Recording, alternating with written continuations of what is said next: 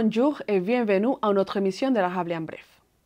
À partir de maintenant, les avions internationaux qui veulent atterrir à l'aéroport André Fortin de Victoriaville pourront le faire grâce à l'obtention d'un permis AOE Campass qu'obtenu cet aérogare et qui la désigne désormais comme aéroport d'entrée. Ce permis, accordé par l'Agence des services frontaliers du Canada, permettra des économies de temps et d'essence pour les pilotes, comme l'expliquait le directeur général de la Corporation de développement économique de Victoriaville et sa région, M. Frédéric Boisvert. En conférence de presse, différents acteurs de la région, comme le maire de Victoriaville, Antoine Tardy, ont dévoilé tous les détails et ils ont répondu à nos questions. Bienvenue. Bonjour. Hey, merci de vous être déplacés dans cette belle température. On ne vous annoncera pas un vol en direction du sud aujourd'hui, je veux juste vous le dire, OK? Mais ça va être une super bonne nouvelle pour le développement économique de l'aéroport, pour les entreprises, puis aussi pour l'économie de Victoriaville et sa région. Tout d'abord, je vois que je vais juste souligner la présence de personnes, de personnes qui se sont déplacées, les élus, M. Antoine Tardy, maire de Victoriaville et aussi président de la CDVR. J'ai vu aussi M. Normand, le maire Normand, puis le maire de La Rochelle de Saint-Valère et de Saint-Christophe d'Arthabasca. Bonjour. Il y a Alain Reyes, député fédéral. David Gosselin, qui représente Éric Lefebvre, le député provincial. Frédéric Boisvert, directeur général de CDVR. Merci de lever vos mains. Merci beaucoup. Je vais laisser tout de suite la parole au maire Tardy, parce que c'est comme ça va fonctionner aujourd'hui. Il va y avoir un maire Tardy qui va parler. Ensuite de ça, Alain Reyes, député fédéral, suivi de Frédéric Boisvert.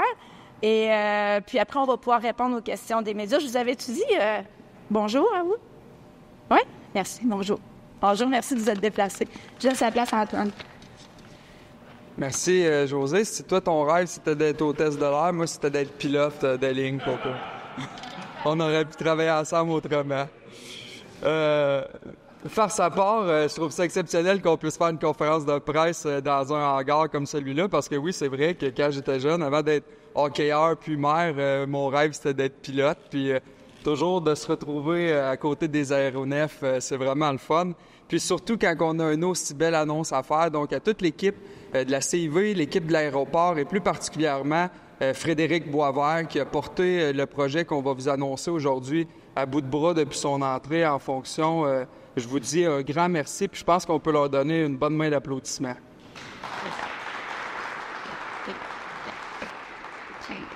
Salutations aussi à nos utilisateurs de l'aéroport. Je pense à Cascade, dans l'hangar où on se trouve.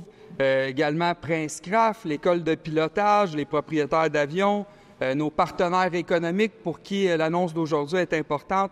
Patrick Laroche de la Chambre de commerce, Jocelyn Grondin de la SADC, de même que les représentants de l'ARDEC. Salutations aussi à mes collègues de la Ville, Yves Arcan, Yannick Fréchette, qui sont là avec nous ce matin. Et salutations à mes collègues maires de Saint-Christophe d'Arthabasca, de Saint-Valère, de même que notre élu fédéral, Alain Reyes, que j'ai gardé pour la fin parce que le dernier maire qui a procédé à des investissements importants à l'aéroport, c'était Alain Reyes. On se souviendra, en 2015, il y avait eu une annonce du fédéral pour bonifier ou voire prolonger la piste de 4 000 à 5 500 pieds, passant ainsi de 34 à 95 des jets privés qui pouvaient atterrir à Victoriaville. C'était à ce moment-là un investissement important de plus de 2,8 millions de dollars de la Ville et de 3 millions du fédéral qui venait littéralement tracer la voie au développement de l'aéroport de Victoriaville. Puis aujourd'hui, bien, on en bénéficie grandement. Donc, Alain, je tiens à te féliciter pour la vision que tu avais à l'époque. Puis aujourd'hui, compte tenu que toi et moi, on a quand même toujours un petit volet compétitif, bien, je vais pouvoir profiter à quelque chose que tu n'as jamais pu accomplir dans tes années comme maire, mais une bonne nouvelle pour nos utilisateurs de l'aéroport. Et parlons-en de cette bonne nouvelle. Mesdames, Messieurs, je suis fier de vous annoncer ce matin que l'aéroport régional André Fortin de Victoriaville bénéficie désormais de la désignation AOE Campass de l'Agence des services frontaliers du Canada permettant le dédouanement ici même à Victoriaville.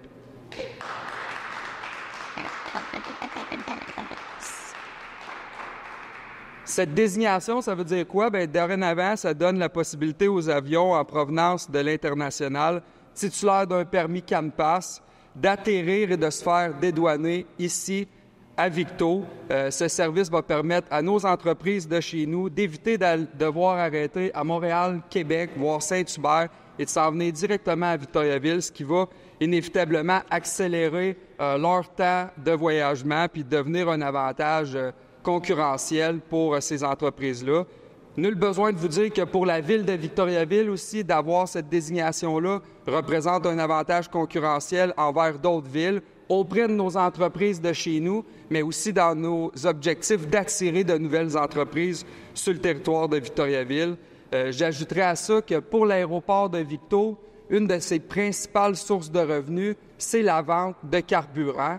Puis avec la désignation CANPASS, la possibilité que des milliers de vols viennent s'arrêter à Victoriaville pour le dédouanement, par le fait même, faire le plein d'essence, c'est des revenus pour la CIV et pour notre aéroport régional. Notre aéroport qui se développe à même vitesse que notre ville, à vitesse grand V, et pour demeurer concurrentiel et attractif, pour nous, c'est important d'avoir une infrastructure qui est à la fine pointe de la technologie avec tous les services. Puis aujourd'hui, avec l'ajout de CANPASS, bien, on répond à ce besoin-là. Ça s'ajoute à plusieurs autres investissements qui ont été faits au cours des dernières années. On a construit un nouveau hangar, on maintient la piste en bon état, on a des services de pilotage, de parachutistes, plein de bonnes raisons pour que les gens fréquentent notre aéroport de Victoriaville et que les utilisateurs, les pilotes, y retrouvent tous les services dont ils ont besoin. Et Frédéric va vous faire part très prochainement de la vision d'avenir pour l'aéroport de Victoriaville, qui est pour nous une infrastructure économique importante pour la ville, qui génère des nouveaux revenus puis qui va nous permettre de poursuivre notre croissance comme ville, mais également comme région, parce qu'on le sait, l'aéroport de Victoriaville dessert plusieurs entreprises de la MRC d'Arthabasca. Puis j'aimerais aussi lever mon chapeau à tous les utilisateurs, la communauté de pilotes, de gens qui fréquentent notre aéroport de Victoriaville. OK, on le sait, le stationnement, il est raboteux un peu, mais éventuellement, on va le refaire. Mais chose certaine, on garde en tête que c'est une infrastructure qui est primordiale pour nous, puis on est chanceux de vous avoir, puis sans vous, puis vos lettres d'appui, puis votre mobilisation derrière cette demande-là, qui a été un processus de longue haleine avec le gouvernement fédéral, bien, on n'aurait pas cette belle annonce-là aujourd'hui. Donc, vous pouvez tous et chacun vous féliciter, puis moi, je vous remercie sincèrement. Bonne journée. Bon, Josée a dit qu'elle voulait être hôtesse. Antoine pilote. Moi, je vous confirme que je veux rester passager. Pas plus que ça. Personne ne veut me voir pilote d'avion, c'est clair. Merci vraiment d'avoir eu la délicatesse de m'inviter, parce que, comme Antoine l'a mentionné, une des dernières annonces que j'ai faites, et la dernière fois que je suis passé ici pour une annonce, c'était en 2015, juste avant de faire le saut. Je me rappelle comme c'était hier. Denis Lebel était présent avec nous. Claude Thibodeau n'était pas là, c'était Hélène Ruel à ce moment-là. Benoît Plamondon, il gérait les Tigres de Victoriaville en pleine séries éliminatoires. Martin Dupont, je ne sais pas il est où, il était à Drummondville. C'était une compétition qui pourrait avoir le projet d'aéroport. Antoine Tardy, pour ceux qui ne le savaient pas, était maire de David-Luville à ce moment-là, était sur le CA de la Corporation économique.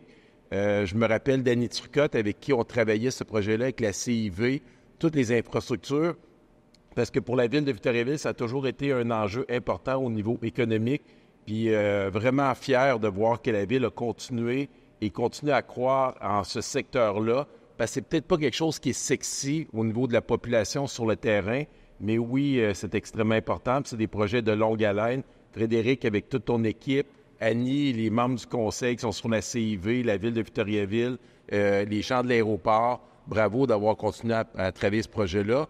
Petit clin d'œil à Antoine, juste dire qu'aussi, dans le temps, Michel Allard, qui était le conseiller municipal du coin, je pense que Yannick, c'était ton prédécesseur, hein? Bien, il avait travaillé très fort pour refaire la route, pour qu'on débloque les budgets. On s'était rendu au stationnement, donc je comprends qu'il te reste un peu de travail à faire comme conseiller municipal pour ce dernier bout-là. Mais faire sa part, vraiment fier pour les utilisateurs, fier pour les futurs projets économiques, parce que je me rappelle dans un des dossiers pour aller chercher un gros investissement de plusieurs millions lorsque j'étais maire. Un des enjeux, c'était que l'investisseur qui était en Amérique du Sud voulait être capable d'atterrir pour pouvoir travailler plus rapidement sur le terrain avec les gens. On voit les avions de cascade, on sait comment cette entreprise-là est importante pour nous, pour les travailleurs, pour les citoyens, pour l'image de notre région. Donc, je vous souhaite à tous le meilleur des succès pour la suite des choses et que tous les autres projets que vous avez en tête puissent se réaliser. Puis si je peux faire quelque chose pour vous aider, ça me fera plaisir. Bravo à tout le monde. Wow! Super belle journée. D'abord, merci Antoine pour ton leadership. En développement économique, on brasse beaucoup de dossiers, mais sans l'appui de nos politiciens de manière active, des gens qui croient à la croissance économique, on ne va pas loin. Alors, ça prend un appui, ça prend vraiment un appui indéfectible. Puis, dans des dossiers comme CanPass, ça demande beaucoup d'investissement, beaucoup de ressources. Puis, on nous a toujours donné les moyens d'y arriver. Fait que merci Antoine pour ton leadership. Merci également à l'équipe qui nous a appuyés parce qu'on a fait toute une mobilisation dans la région. Ça a passé par toutes les compagnies potentiellement utilisatrices avec le nouveau CanPass. Alors, on a mobilisé la population, les compagnies. Ça a bien répondu. Puis je vais vous dire, il faut prendre la mesure de ce qu'on a réussi à faire. Là. On est allé chercher à l'arracher un statut CanPass qui nous avait été enlevé, ça fait déjà depuis 2001, à la suite des attentats terroristes de 2001. Alors, généralement, ce que font les agents de sécurité lorsqu'il arrive des choses du genre, c'est qu'ils en profitent un peu pour faire des aménagements. Et donc, ça a été un combat là, de très longue haleine pour aller le rechercher. Je peux vous dire qu'on s'est doté d'une équipe solide, également des gens à l'externe qui nous ont également aidés à monter le dossier. Et vraiment, on s'y est mis là, à main à part depuis à peu près 1 an. Et la longueur de temps que ça a pris pour y arriver, je vais vous avouer, c'est assez exceptionnel. Je veux prendre également un moment pour remercier Alain Reyes, le député fédéral. On se rappellera qu'Alain, tu l'as mentionné tantôt, quand Denis Lebel est arrivé ici, on a pu passer d'une piste de 4 000 à 5 500 pieds. Le but, c'était quoi? D'accueillir des jets d'affaires comme on voit ici dans la salle. Ça donne des moyens aux hommes d'affaires de voyager en Europe, aux États-Unis. Puis avec le CanPass maintenant, plus avoir à se dédouaner lorsqu'ils arrivent de l'étranger. C'est majeur pour nous. Pourquoi? Parce qu'entre autres, ça va permettre également de connaître une hausse au niveau des ventes de carburant. Alors, les gens, en place de se faire un refuel à Saint-Hubert, Montréal ou Québec, vont pouvoir le faire désormais en tout temps ici, qu'ils viennent de l'étranger ou ils viennent d'un vol domestique. Rappelons-nous, c'est quoi le nom de l'aéroport? C'est l'aéroport André Fortin. Moi, je suis un passionné d'histoire. Puis André Fortin, c'est un ancien député créditiste qui a été élu ici en 68 et qui est mort malheureusement d'une mort tragique en 76. Mais c'est drôle, Alain, il a à peu près connu la même directoire fédérale, à peu près 8 ans, presque 9 ans. Et André Fortin, c'était un député extrêmement aimé de ses constituants et il a été une bougie à l'image pour plusieurs projets dans la région. Ça me fait penser à toi, Alain, puis merci pour ton temps au fédéral, pour tes mandats au fédéral. Tu as été vraiment un joueur important dans la région. Puis on est gâtés parce que dans la région, je vous le dis tantôt, les politiciens sont importants pour nous parce que c'est ça qui nous donne la drive. Bon, on a un trio d'enfer. On a évidemment le maire de Victoriaville, un vrai dynamo. Alain Reyes, qui malheureusement a terminé son chapitre, mais qui a fait toute une course. Puis enfin, on a le député fédéral, provincial, notre cher Éric Lefebvre. Donc, on a un trio. On est gâtés dans la région par nos politiciens. Puis ça nous aide beaucoup pour nos dossiers. Dernière chose, je vais vous parler de notre vision. Qu'est-ce que ça donne un CanPass? Ça nous donne des moyens. Je vous parle de vente de carburant. Je vous parle également d'un plan directeur que la Ville s'est doté, que la CDVR puis la CIV s'est doté pour la suite. On a complètement cartographié tout l'ensemble du terrain de l'aéroport et on a maintenant un plan dès qu'un investisseur arrive ici maintenant, on sait où mettre les hangars, on sait où mettre les jets d'affaires, on sait littéralement où va se trouver la banque commerciale au fur et à mesure que l'aéroport va se développer. On a un plan de match, ce qu'on n'avait pas avant. Je tiens à vous dire, je remercie aussi l'équipe de la Ville également là-dessus qui nous a beaucoup aidés. Mais tu sais, en un mot, là, on a à peu près pour 3 millions de pieds carrés de terrain le long de la piste à développer. Puis ça va être des semaines, des mois, puis des années de plaisir à attirer des investisseurs ici pour faire grandir la ville, faire boomer l'aéroport, puis surtout, devenir une ressource vraiment régionale. La désignation de l'aéroport, on dit que c'est un aéroport régional. Bon, on va rayonner grâce à ça pour des entreprises, par exemple, comme Prince Craft et autres, qui, avant, voyaient peut-être un problème avec le fait qu'on n'avait pas CanPass, pourraient devenir encore plus utilisateurs ici désormais. On a plein d'exemples, on pourra rayonner quasiment jusqu'à Thetford Mines. Des villes comme ça au Québec qui ont une désignation CanPass, il y en a très, très, très, très peu, ce qui démontre toute l'importance de ce dossier-là pour nous, pour se développer, pour l'économie régionale. On se rappelle en terminant une chose. Victoriaville, n'a pas le bénéfice d'être connecté à une autoroute, n'a pas le bénéfice d'avoir accès à un port, n'a pas non plus le bénéfice d'avoir un port, autoroute, raconte-moi ça. Et le train, le ferroviaire, exactement. Ce qu'on a pour se désenclaver et les industriels, c'est l'aéroport. C'est un moyen pour nos industriels de se désenclaver et de faire des affaires à l'extérieur et de revenir rapidement. Fait que, je vais vous dire, là, pour certaines villes, c'est stratégique un aéroport, mais pour Victoriaville et sa région, c'est vital. Alors, merci beaucoup.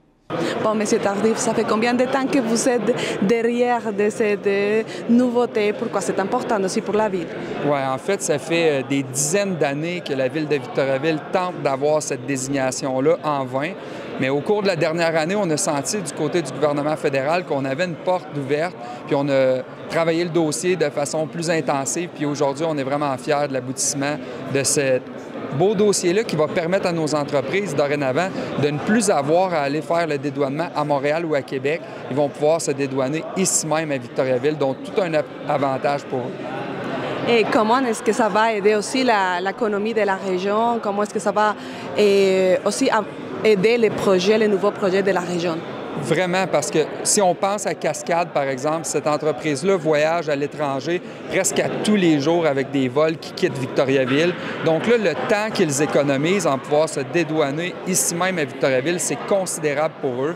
Si cette logique s'applique à une entreprise comme Cascade, elle pourrait s'appliquer à d'autres entreprises québécoises qui verraient en Victoriaville un avantage à y être. Donc, ça peut attirer des investissements, des nouvelles entreprises qui s'installent, tout en offrant un service supplémentaire aux entreprises qu'on dessert déjà. Donc, une excellente nouvelle pour le milieu économique.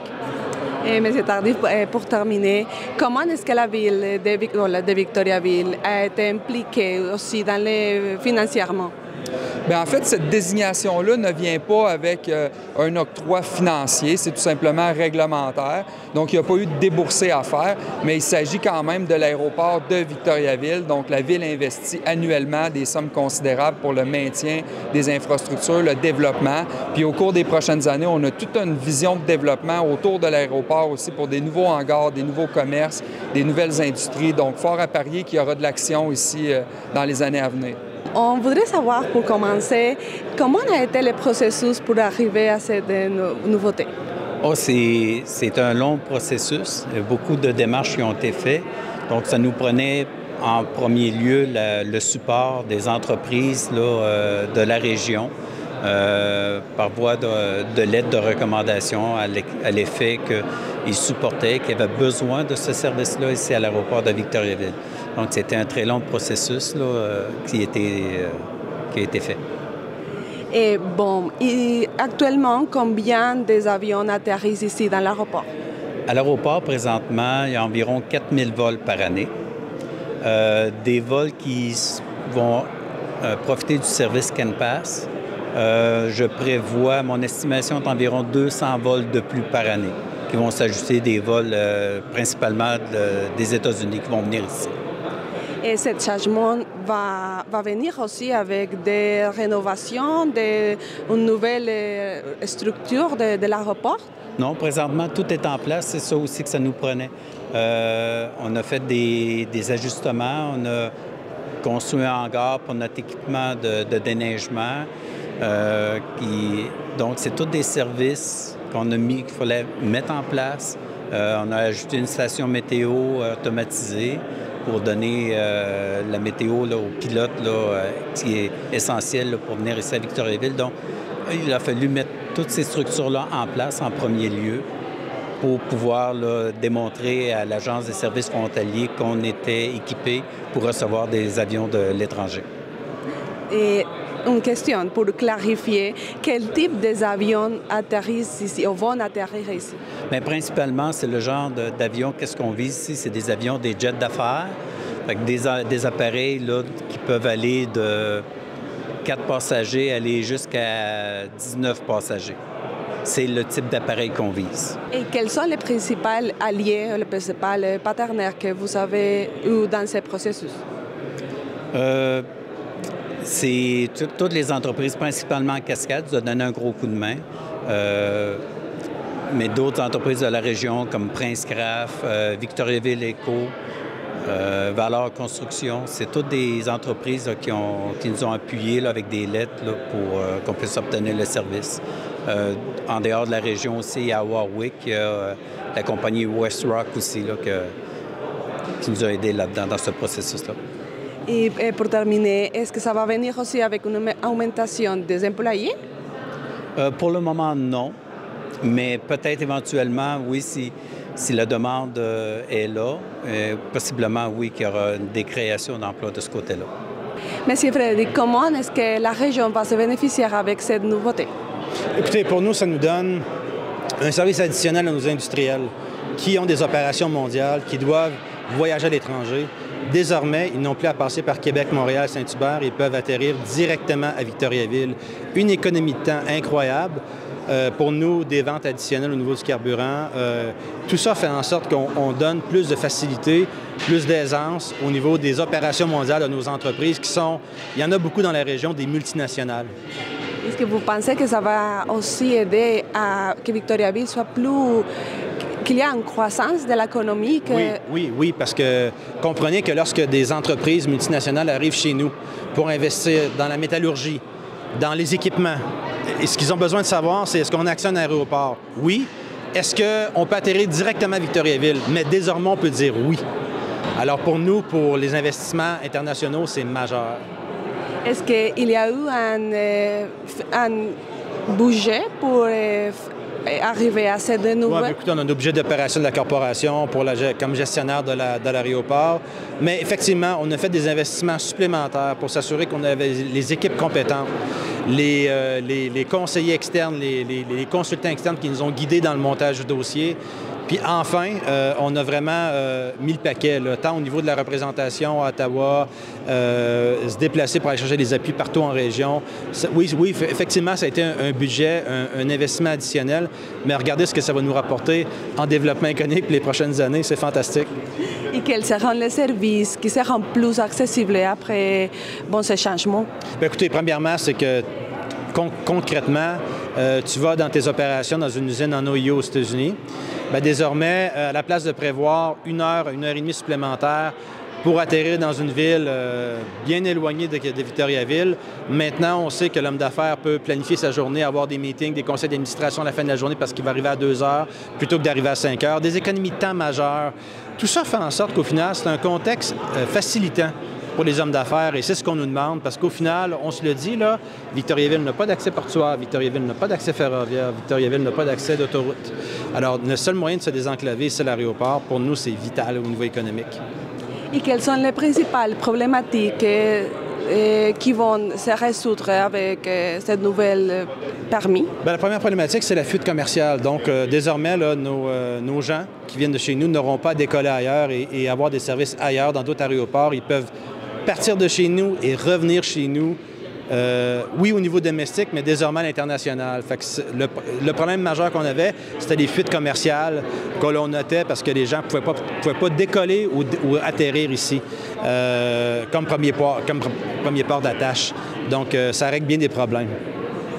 Est-ce que vous pensez que dans l'avenir, vous allez besoin de faire un agrandissement de l'aéroport? Bien, effectivement, là, au fur et à mesure, l'aéroport, oui, mais on va toujours construire des hangars. On a construit un hangar dernièrement à un montant de 700 000 le long de la bande, mais on va continuer à construire. L'aéroport, c'est des multiples buildings qui s'additionnent à gauche et à droite. Puis quand de nouveaux utilisateurs arrivent, par exemple, d'autres jets d'affaires, il faut construire d'autres hangars. Fait qu'effectivement, le parc immobilier de l'aéroport est appelé à croître. Monsieur Claude, quels seront les principaux bénéfices pour vous, les pilotes? En fait, le fait de bénéficier d'un CAN-PASS à l'aéroport de Victo nous permet, lors d'un vol qu'on fait aux États-Unis, de revenir directement à l'aéroport de Victoriaville, qui est notre base, sans faire d'atterrissage à des grands centres comme Montréal ou Québec, ce qui nous permet d'économiser les frais de carburant et les frais d'atterrissage reliés à ces aéroports-là. Et concernant les horaires, les longues journées, est-ce que ça va aider aussi? Oui, bien sûr, parce que le fait de revenir plus tôt à la base, bien, les pilotes d'avion sont régis à un nombre d'heures, un peu comme un camionneur. Donc, le fait de revenir plus tôt, c'est bon pour tout le monde et c'est de grosses économies pour Air Cascade. Comme nous venons de l'entendre, actuellement environ 4000 vols par année atterrissent à l'aéroport André Fortin et il est prévu qu'il y ait une augmentation de 1200 vols par année suite à cette nouvelle désignation qui rejoint les différents projets que Victoriaville et la région réalisent dans leur objectif d'économie croissance. Nous arrivons à la fin de la mission de cette semaine de la Rable en bref. Si vous voulez regarder nos émissions par Internet, elles sont disponibles sur notre site Internet www.tvc.org. À la prochaine!